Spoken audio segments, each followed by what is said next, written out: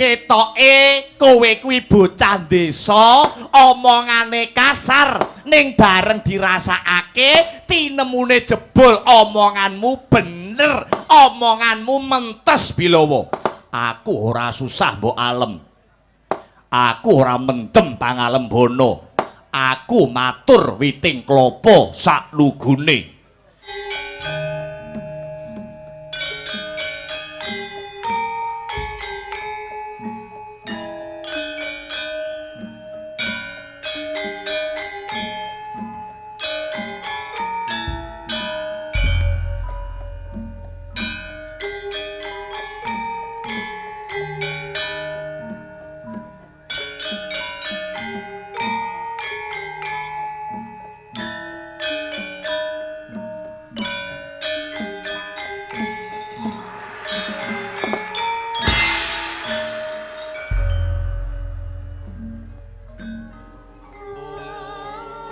Iwang Suksma mangadili nuwe payungana marang panjenenganing ingsun sumrambahe marang para kawulaku ing negara Wirata mugi tansah kinemulan karaharjan keselamatan donya prapteng delahan putraku ngger putraku bocah bagus bocah jentara Seta Buminjaya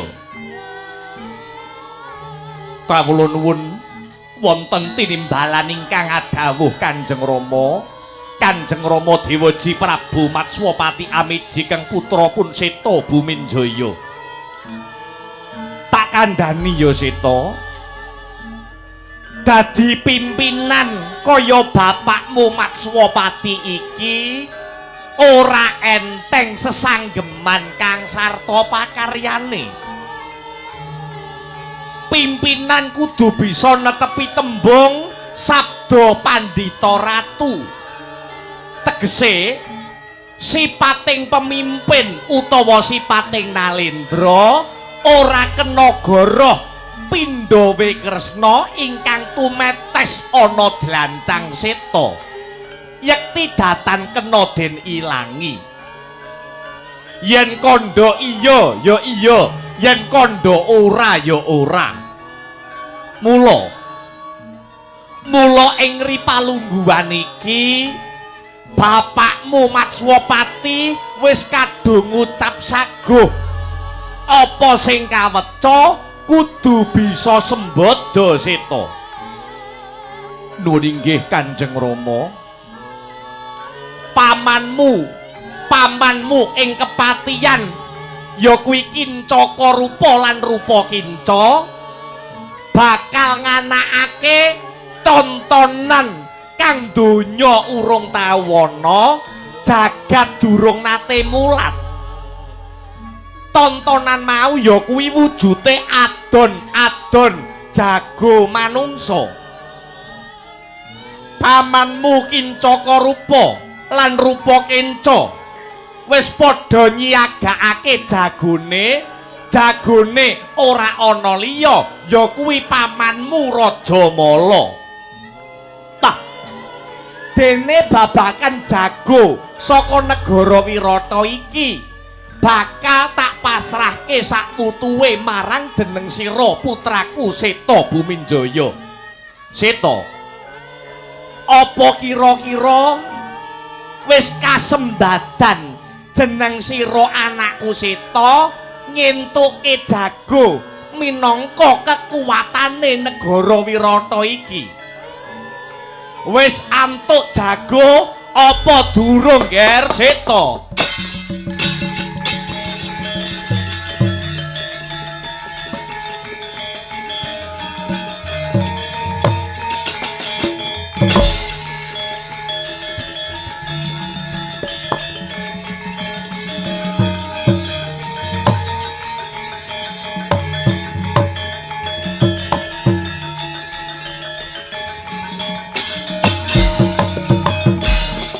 dadi atur-atur miturut hanut sumarah mringkung Gusti dene Sidi Miwang Utama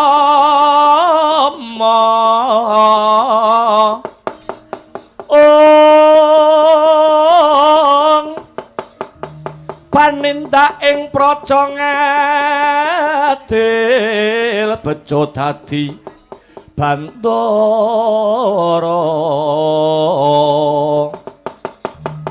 rinarapan mring pro abdi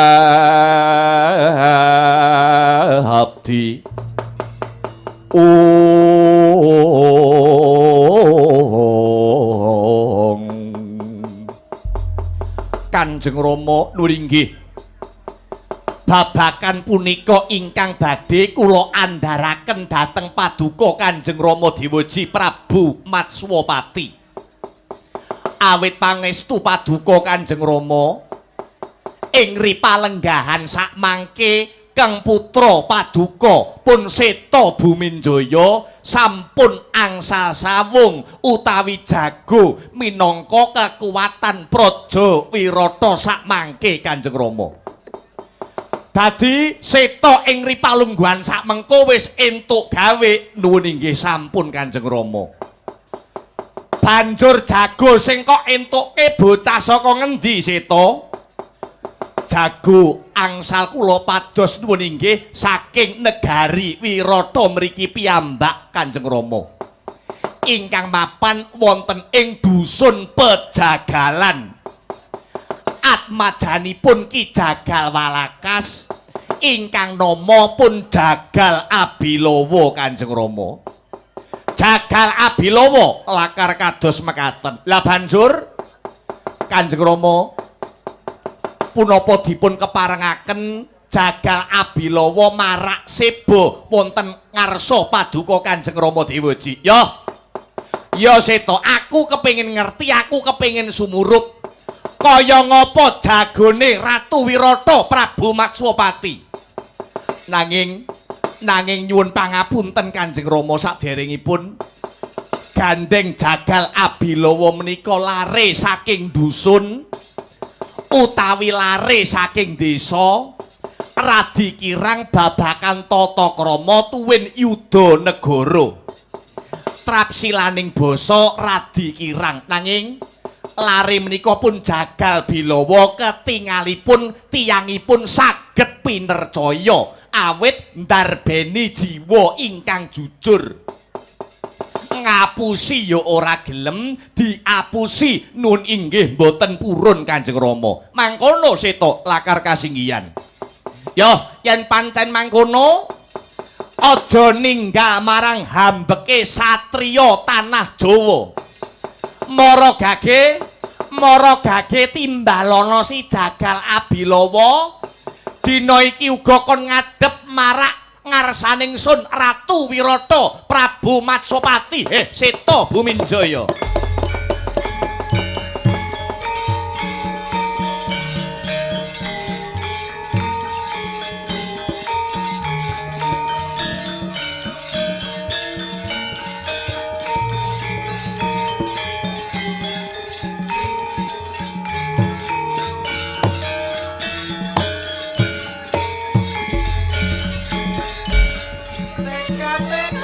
Santoso, aku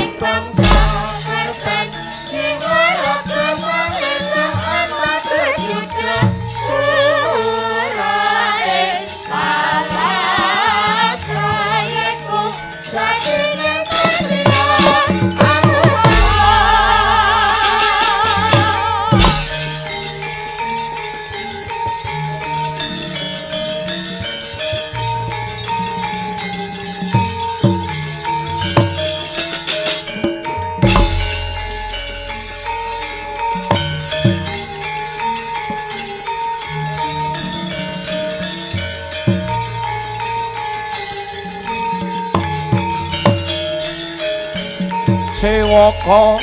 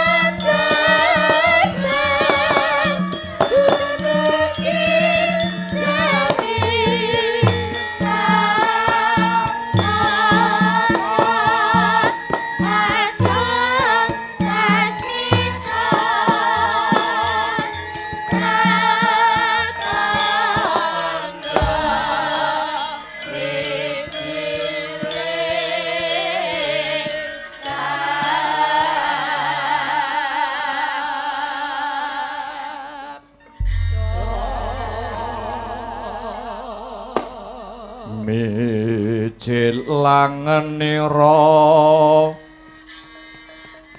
sang nahar pati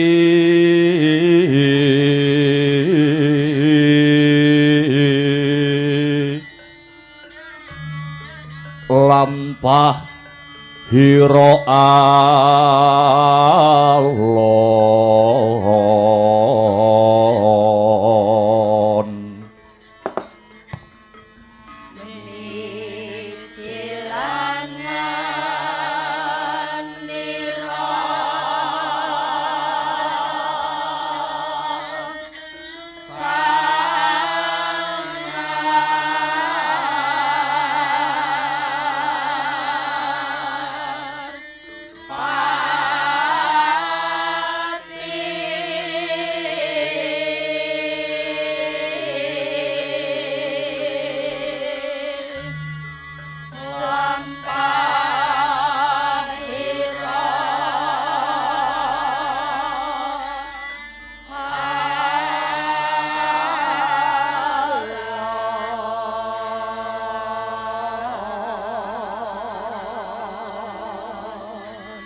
ginarebak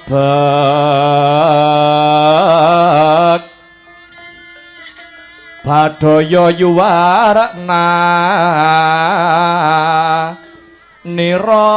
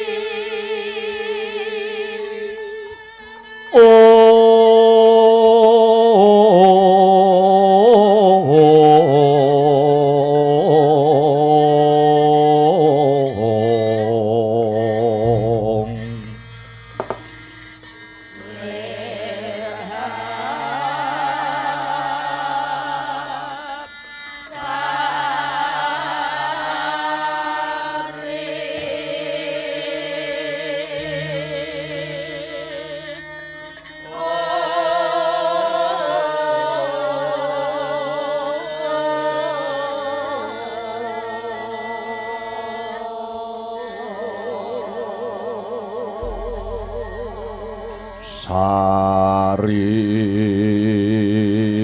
Sari Ong Ong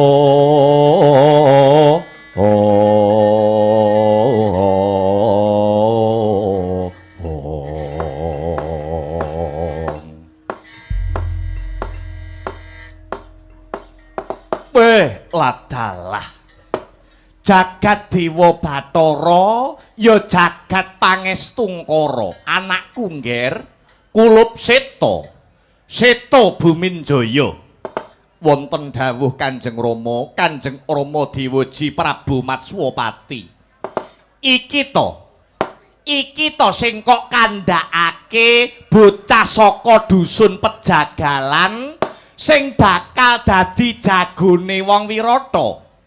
Nuwun inggih, lakar kados mekaten nuwun inggih punika pun jagal Bilawa Kanjeng Rama. Wah, alah-alah.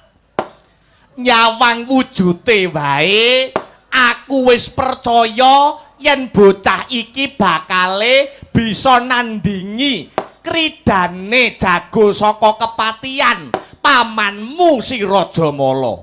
Ketitik bocah iki dedeke gedhe dhuwur, godhek wok simbar jaja, pating grantong, otot bebayune, biyuh. Rambute gondrong. Wah, jan marem nyawang sepisanan Seta. He, wong gagah, aku nderek tepung ya. Aku nderek tepung Gladiwanuh merga ana tetembungan ora kenal ora tresna. Merga ana tetembungan ora kenal ora tresna. Apa bener bocah saka Pejagalan sing jenenge Jagal Abilawa kuwi kowe?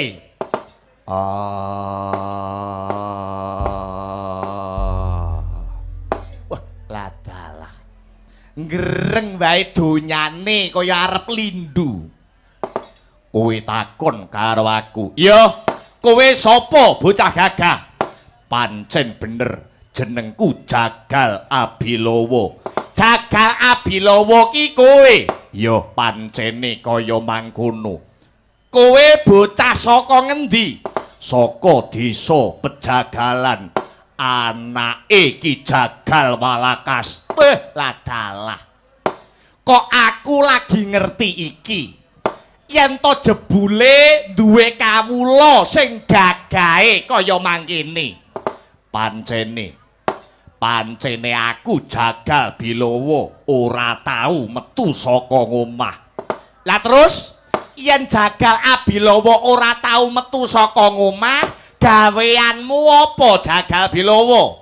Mbantu karo bapakku. Mbantu apa? bantu mbeleh kebu, mbeleh sapi, mbeleh wedhus, mbeleh kirik. Oh. Kowe kuwi. Iya. Ya. Kowe wis ngerti apa durung? Apa to wigatine jagal Abilawa ndak timbali marak ana ngarsane panjenengan ingsun Ratu Wirata Prabu Matswapati. Aku wis dikandhani. Dikandhani karo sapa? Karo anakmu Seta Buminjaya. Kalamunta aku bakale didadekake jagone wong Wirata ngadepi si Raja Mala.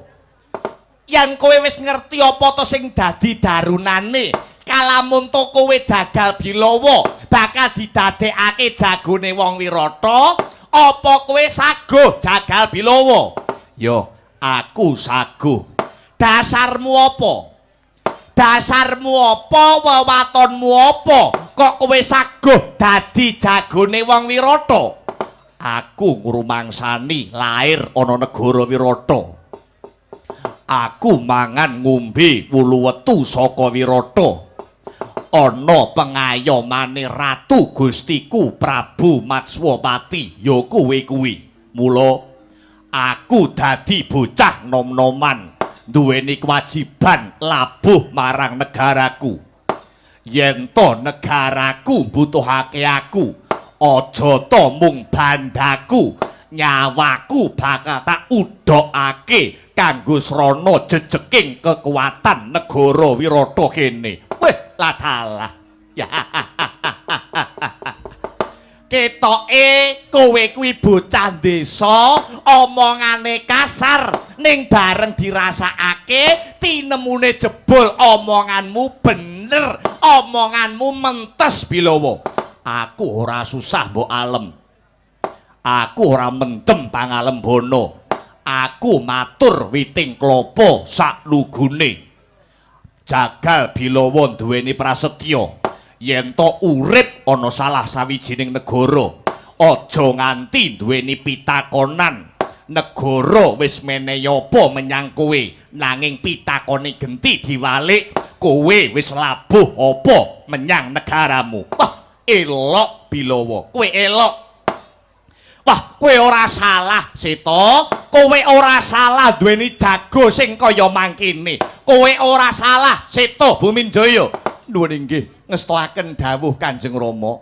Tah, yen to pancen kowe gelem, yen to pancen jagal Abilawa siyaga dadi jagone wong Wirata, kowe arep njaluk bebungah apa jagal Bilawa?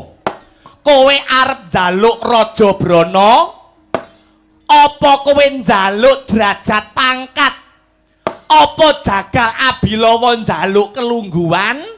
Yen perlu jagal Bilawa kepengin njaluk omah sing magrong-magrong, apa njaluk bojo sing ayu, kowe bakal tak turuti, kowe bakal tak sembadani Bilawa. Aku ora njaluk apa-apa. Bondo, moh yen kowe wenehi dhuwit nyang aku, tegese kowe nyogok marang aku. Aku ora sudi mbok sogok. Ngerti ora? Sing nyogok karo sing disogok kuwi padha-padha dosane, padha-padha lupute. Ngono. Iya. Wah, iya. Mula slendro kang rasa, slendro kang jiwa. Mula sak mengko karepen resik atiku. Anggonku mbantu marang negara Wirata. Ora sah aku mbok wenehi bebungah apa-apa. Aku moh nampa apa-apa saka kowe. Yen to pancen aku njaluk bebungah karo kowe, tegese atiku ora tulus, atiku ora ikhlas anggone bakal mbantu marang negaraku. Mangkono jagal Bilawa. Ya, pancen kaya mangkono. Ya, rada majuwa lungguhmu cah bagus.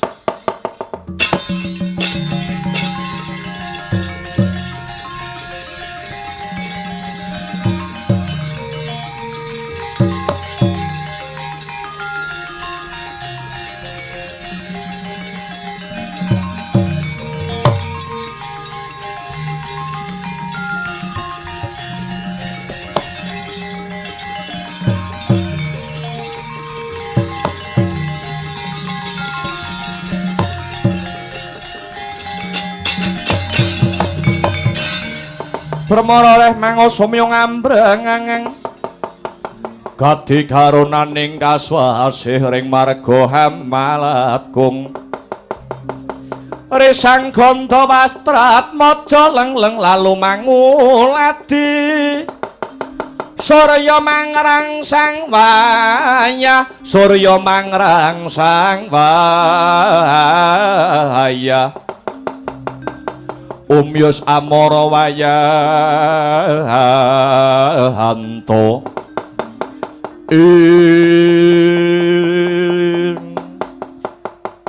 Dadi jagal Abilawa wegah nampa bebungah apa-apa kalamunta dadi jagone wong Wirata. Pancen bener. Merga jagal Bilawa duweni panemu.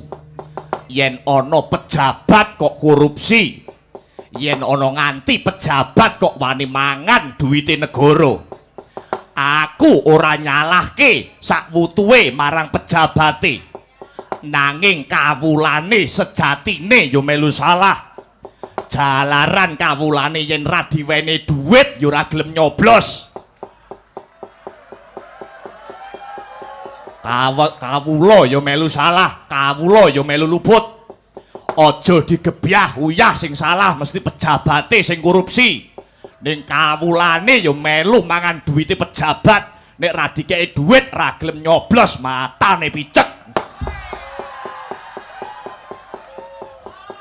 Mula aku njaluk supaya negara Wirata kini resik saka bangsane kono kuwi. Mani politik kudu ilang saka negara Wirata. Welah dalah edan, pinter tenan kowe jagal Bilawa.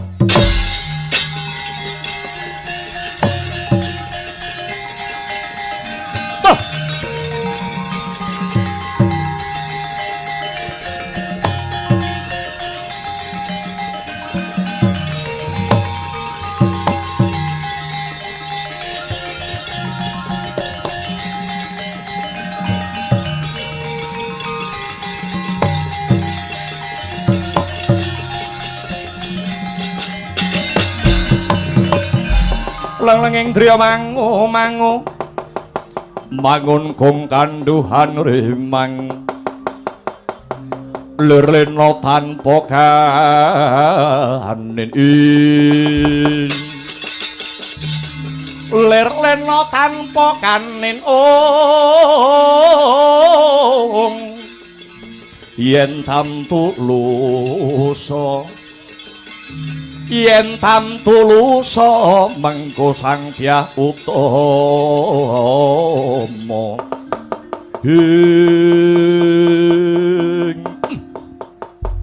upama bocah nom-noman negara Wirata racake kaya kowe kabeh kira-kira Wirata kene racake ora padha gegeran ora ana padudon ora ana dredah munggahe panca bakah tak ambali meneh ora usah ngalem karo aku ora usah ngalem karo jagal Bilawa aku ora mentem marang pangalembana iya to ya iya Bilawa iya wis dina iki ketokno dadamu le ketokno jiwa kasatriyanmu mara gage majuwa ana blabar kawajanget cinencang seta bumi jaya kula wonten dawuh Kanjeng Rama Dewaji Prabu Matswapati iringen ya kowe minangka botohe jagal Abilawa nok-nok dateng sedika Rama Dewaji kula nyuwun pamit saha tambahing pangestu duga-duga ginawa ati-ati aja nganti keri seta gandanya sekar gadung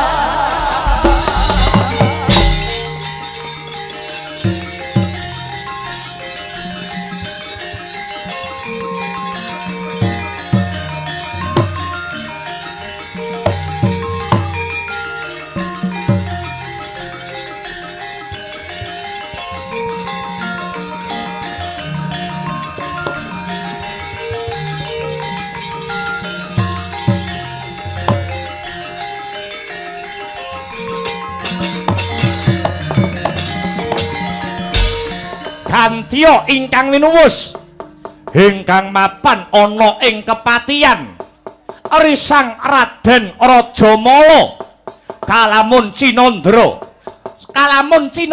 solahe Raden Rajamala solahe kadya mliwis nyampar banyu.